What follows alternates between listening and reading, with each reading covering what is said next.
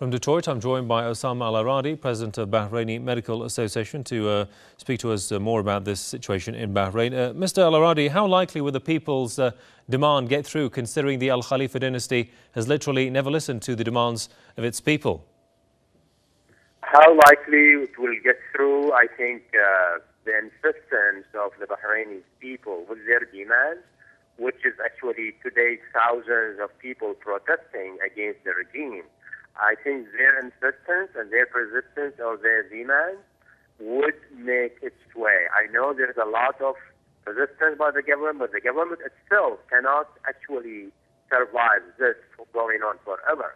And I think the recent European Parliament statement, which was issued last Thursday only, like a couple of days ago, tells the government of Bahrain exactly that.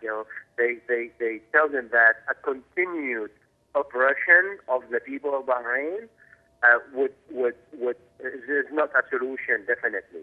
And the reforms that the Bahraini government tried to make in the past 1 year, which I would call, this is not from the European Parliament word, but I would say that this is a fake reform.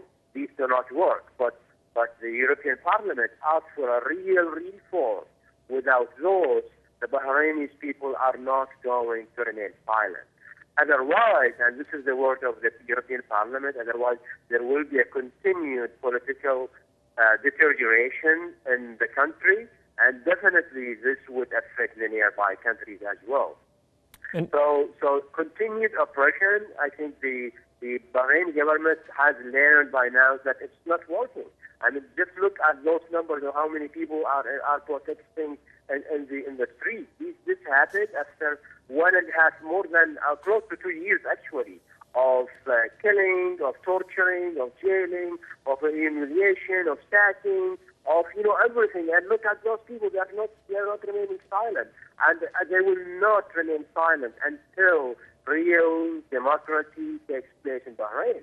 Prime Minister, which took the title of today's protest, he is the head of corruption. He's only the representative of the corruption that's going on in Bahrain. That's why the people are calling for the 42 years Prime Minister has to leave. There's no way, and this is nowhere in the world that is happening.